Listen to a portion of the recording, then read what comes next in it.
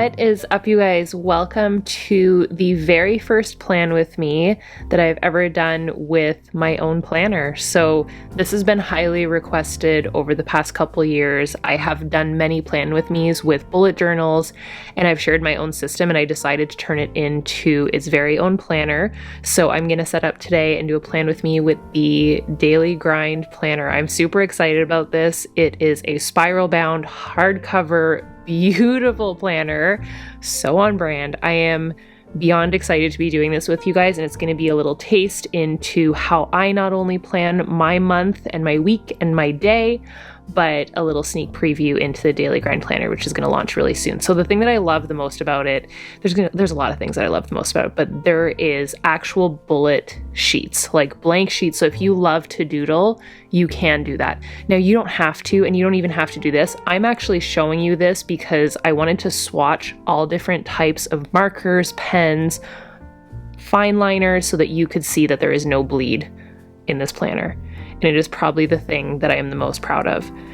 The markers do not bleed through. I used all different kinds, from Amazon to highlighters to Tombow markers, all different types of brands and all different types of qualities, and nothing bled through. So I was really, really proud of that.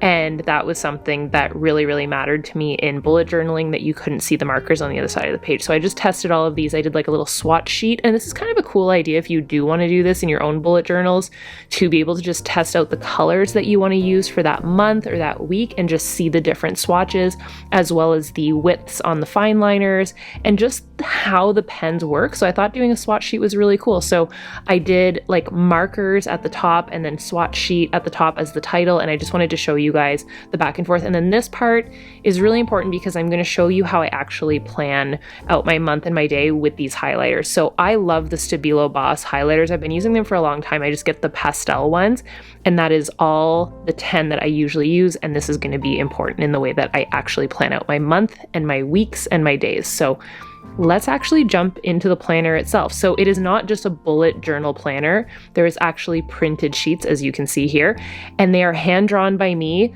based off of how I actually plan out my month. So I figured we needed a month in review page in the planner. So at the beginning of every month before it starts, there's a month in review. So we review the last month. That's what I'm doing right now. And in that, I'm just going through my notes as to what worked, what didn't, some ideas that I have, what matters in the months coming, what are my biggest goals, how I would rate the previous month as well. So I just kind of colored in some circles as to how I would rate this past month, which honestly was a super good month. And then I set up the 10 goals and how far I went with each goal. So the reason why these are rectangles is how far I hit them. So I kind of use it as a thermometer, and then I check off the box as to if I did it, if it was close, or if I just didn't hit it. And then I just kind of base myself off of that to set up the month coming. So what I did is I reviewed October, headed into November.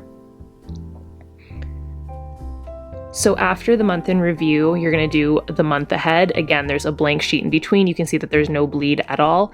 So looking at the month ahead, the little cubes that we're going to talk about in the calendar will matter, but why they will matter is these colors. So you can either measure out your goals by color or just one specific color. But again, those rectangles are for like a thermometer based goal. So I'm going to show you how I do that and how I can measure out my goals. But what I do is I write out my top 10 goals every single month.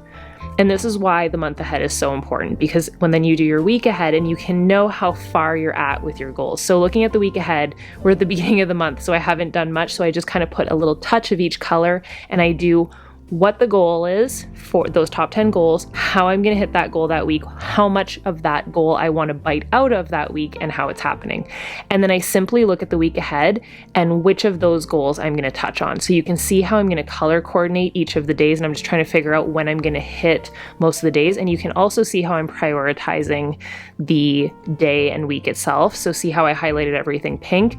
That's the focus for the week. The other thing I do is I try to list out what I will do for myself, what I will do to feel great, a mantra for the week, and just my focus ahead. So now that the month ahead is done, the week ahead is done, and honestly, this took like 2 seconds, but it gives me so much clarity on my goals.